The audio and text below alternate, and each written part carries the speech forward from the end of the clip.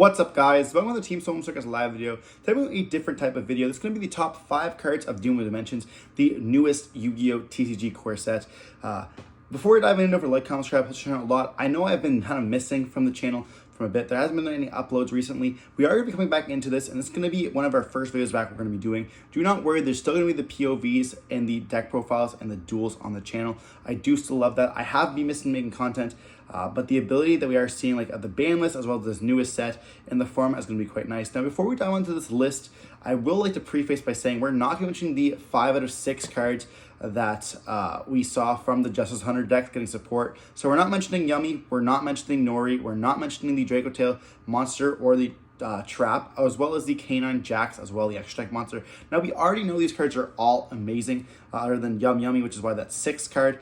We don't want to talk about that card at all, but these 5 out of 6 cards are going to be absolutely incredible. Everyone knows Yummy is going to be the chase card of this set.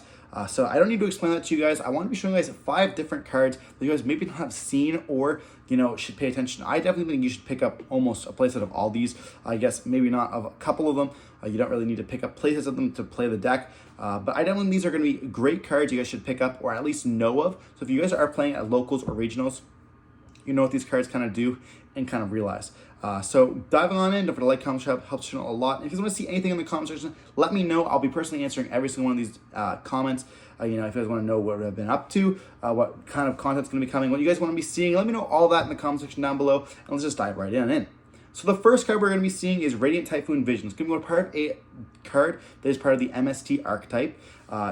It's going to have 3 different effects. The first one is going to be if it's destroyed by MST, it gets reset itself. Not very important. Its second effect is also that it can search MST. Again, not that important. But it has the third effect here, which is draw 2 cards and discard a quick play spell in your hand or your entire hand if you don't see one.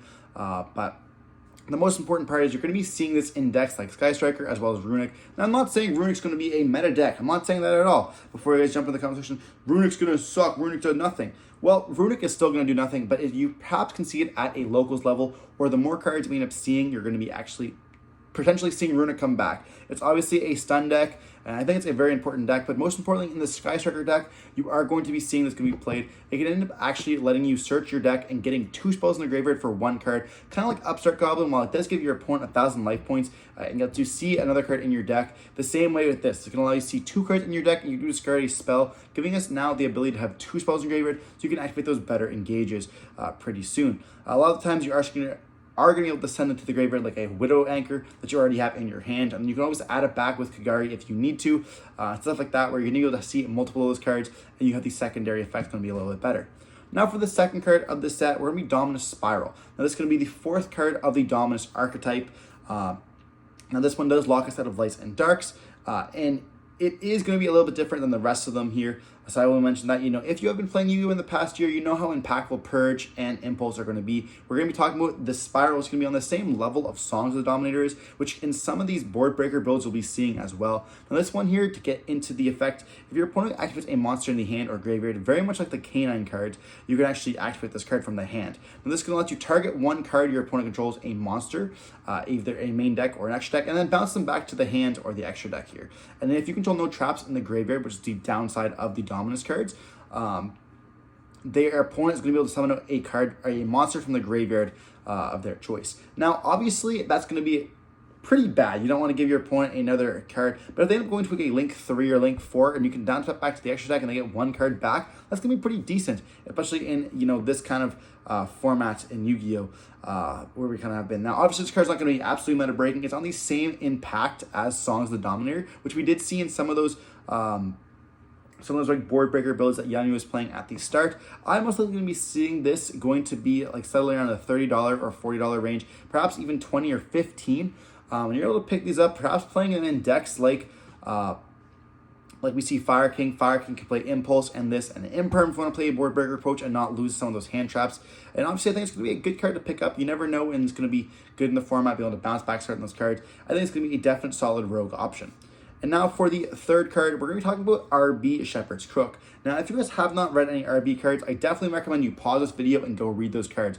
These new cards are going to be absolutely insane. If you haven't read Funk Doc, definitely read that one as well. The field spell is going to be incredible. Now, this is going to be a Link 3 of does take 2 monsters, including an RB monster. It gains 500 attack for each monster you control except this card. You can only use the following effect of RB Shepherd's Crook once per turn. During your main phase, you can set one RB trap from your deck or graveyard. A very good effect. I'll be mentioning that in a second here.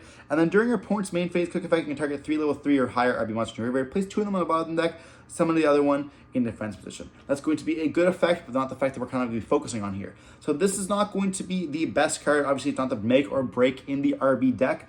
But it's going to set 2 of the traps from their deck. One of them is going to be the next phase. It's going to be the most important one we're going to be talking about. So this actually is a counter trap. And so whenever your opponent activates a monster effect while you control an RB monster, which can be normally when you set off of this, you'll have an RB monster on the field. You can destroy one monster you control, and then if you do negate the activation of that monster and then destroy it.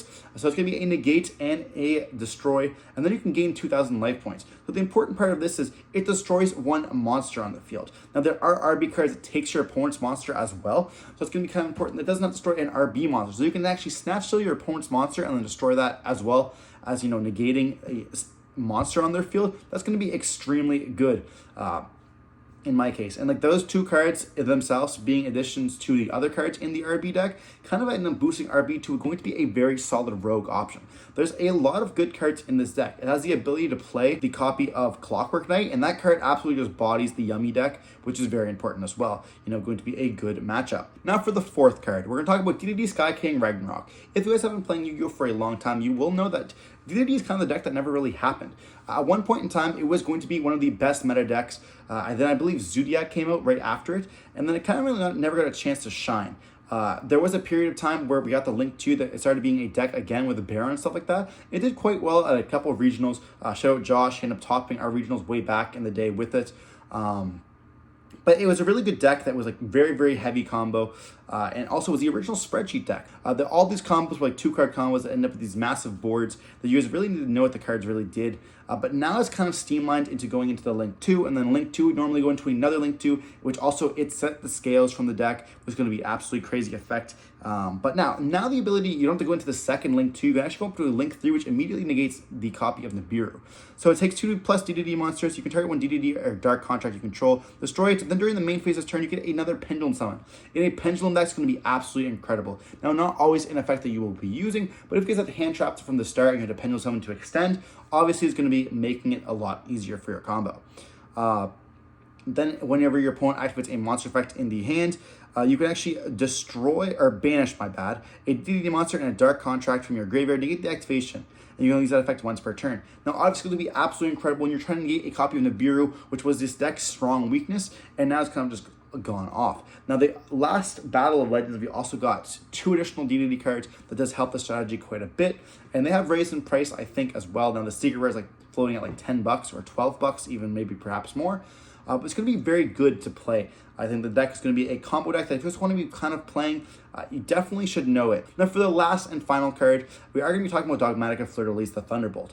Now this card is going to be very good for the Dogmatica deck, not for the branded deck. The branded deck is going to get support in that new structure deck, as well as the Dogmatica deck is getting support in that deck as well, which we can mention at the time. This deck card is going to be very, very good. During the main phase, you can special summon this card. If an extra deck monster hits the field, you summon it from the hand, and then if it's special summoned from the hand, you can set a Dogmatica trap from your deck. Most likely in this case, we're talking about punishment. It can be activated this turn if your opponent controls an extra deck monster that does have 2,500 more attack. Now, what's really important with that is punishment turn 0 is going to be absolutely incredible, especially in a Dogmatica deck where you can end up getting your Entices or your Heralds and end up searching for the pieces that you need or popping an additional card, as well as it being a level 8 on the field. Now, the importance of a level 8 is because the fact that you have the ability to ritual summon, which you are not locked, as well as the ability that is going to be a Dogmatica monster on the field for your old copy of Fleur to summon herself up from the hand and then negate a card as well, which is going to be pretty important here. So overall, these cards are going to be very good. I don't think they're necessarily going to be meta breaking like we see the Marshmallow Yummy, the Nori, and the Draco Tail cards. But overall, going to be very good cards. I definitely think you guys should pick up when they are cheap and just make sure you know the cards so that you actually can play this format and you are aware, especially with the new time rules. But yeah, that's kind of it for the video. I want to be showing you something different here. If you want to see anything else, let me know in the comment section down below. To stay safe, peace.